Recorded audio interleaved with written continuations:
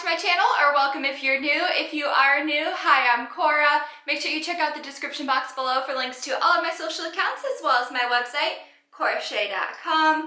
And let's get into today's video because we are going to be sharing self-awareness activities that you can do for your personal growth journey. Hi everyone! Live your best possible life. Alright guys, I cannot talk enough about how important I talk on here a lot about personal growth and different ways that you can work on personal growth and work on becoming your best possible self. And one of those key areas is self-awareness.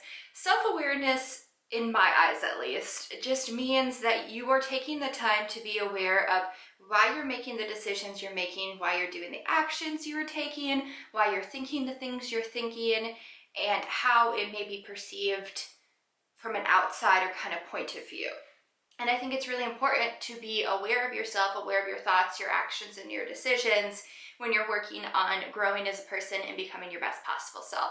So let's get into these activities. And the first one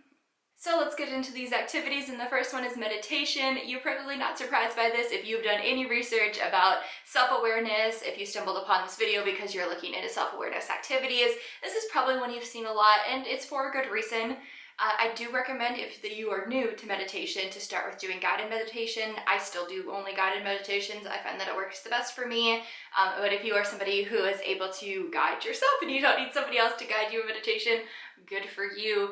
Either way, meditation is a fantastic activity for being alone with your thoughts and your emotions and what is going on in your life, without any distractions from anything else that could be distracting you from your thoughts and your emotions. Activity number 2 is journaling, and a lot of why it's such a great self-awareness activity is very similar to meditation, and it's that it's an opportunity for you to be focusing on your thoughts and your emotions. And when you take the time to focus on what you're truly thinking and what you're truly feeling, you're going to therefore be more aware of your thoughts and your emotions.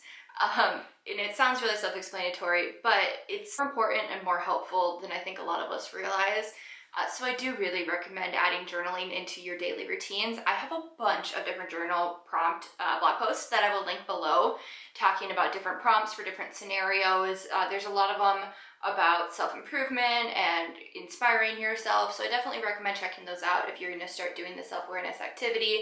But journaling is a great way to get in touch with what you're actually feeling. Activity 3, breathing techniques.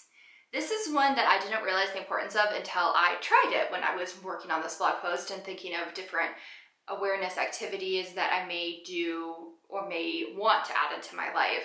And honestly, breathing techniques are pretty fantastic for helping you spend some time alone, focusing just on yourself and your physical awareness. I think that this is a great thing to do if you aren't connecting with the idea of meditation or journaling and you need something just a little bit simpler but still a great way to be alone with your thoughts. I think breathing techniques are a fantastic activity for that. Activity 4, vision boards. I have an entire video where I made my 2021 digital vision board. I will link that below if you want some inspiration for this. But vision boards are a great way to get in touch with what you want your future self to be.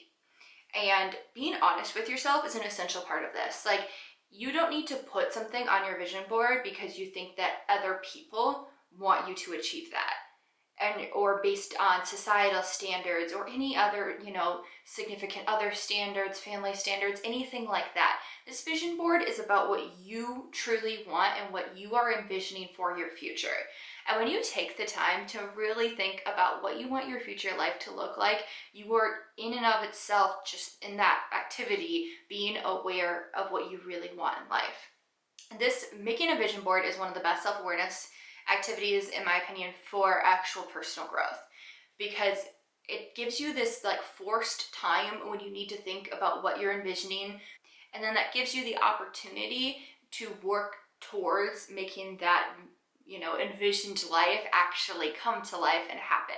5, letter writing. I would like to state that for the most part, this does not mean, unless you really want it to, mean actually sending the letters. This can be writing letters to yourself or writing letters to others. That could be loved ones, but that could also be someone who you have something you want to get off your chest about, write them a letter and then rip it up and throw it away. Get those feelings off of your chest so that you have an idea of what you're really feeling with them. And then also writing letters to yourself is a great way to get in touch with yourself and to be, again, aware of what you're actually thinking and feeling. And this could be letters to your current self, your future self, or your past self. Whatever feels the most applicable to what is drawing you to doing self-awareness activities. Activity 6 is a little bit more fun, and it is a bucket list. I think that bucket lists are a similar technique to vision boards, but a little bit easier and a little bit more fun. Honestly, you can just make the list. You don't have to actually find images and whatever. Even though vision boards are fun. But regardless, bucket lists, you can do a seasonal bucket list, an annual, a 5-year bucket list, or a lifetime bucket list, whatever bucket list is applicable to what you want to do. But thinking of bucket lists and thinking of things that you really want to accomplish or have happen or to do, it could be fun things, it could be more serious things, it could be a big life bucket list like getting married and having children, or it could be like a fun seasonal bucket list about holiday activities that you want to do. Either way, when you take the time to actually make a list of things that you want, you're going to be thinking about what you want in life and what you're dreaming of happening in your life. And that can make you really aware of what is happening in your life currently. And it gives you an opportunity to think about what's holding you back in your current life from achieving those things on your bucket list, and what can you do to change your current life to make those bucket list items actually come to life. Activity 7, personality tests. Google personality tests and then a term at the end of it related to something that you're interested in. Personality tests related to studying, finding what studying technique works the best for your personality type. There's ones for career, relationships, everything like that. Personality tests are a great way to kind of have an outside perspective, give you some self-awareness. Personality tests are a great way to get an outside opinion without actually having to tell anybody else. If you don't feel comfortable talking to a therapist or anyone like that to get an outside perspective on yourself, personality tests are a great way to kind of provide a similar idea. Obviously, personality tests are not the same as therapy, but I hope you understand where I'm getting at with that. But it gives you an opportunity to answer questions, be 100% honest with them, and then get an outside perspective on things about yourself that maybe you haven't been willing to admit out loud or accept about yourself. And a personality test can be like, okay, yeah, you know what? That's probably true. And the final activity is affirmations. I have a bunch of blog posts. I will link all of those below with ideas for different affirmations you can say based on different circumstances in your life, different times of the day, things like that. Again, those will all be linked below. But affirmations are a fantastic tool for getting you into a better mindset. They're really helpful for personal growth, but they're also helpful for being self-aware. The way that this works is if you look at a list of affirmations, again, blog posts below, and you look through them, think about which ones are calling to you. Not every single affirmation you see is going to call to you. It's not necessarily going to be one that you would find any value in stating every morning or every night. And that can be really eye-opening about what you truly want in life and what you're struggling with currently when you think about which affirmations call to you. Does an affirmation that says, "I will be strong today," really call to you? Well, then maybe you're struggling with inner strength, and that's something that you need to start working on with your personal growth journey. And looking at those affirmations and then starting to say the ones that call out to you can really help you with being more aware and then working on bettering yourself. Alright guys, I hope that this video was helpful. I hope that you act upon some of these self-awareness activities and that they help you with your personal growth journey. If you did find this video helpful, make sure that you hit the subscribe button below so that you can always know when I have new posts.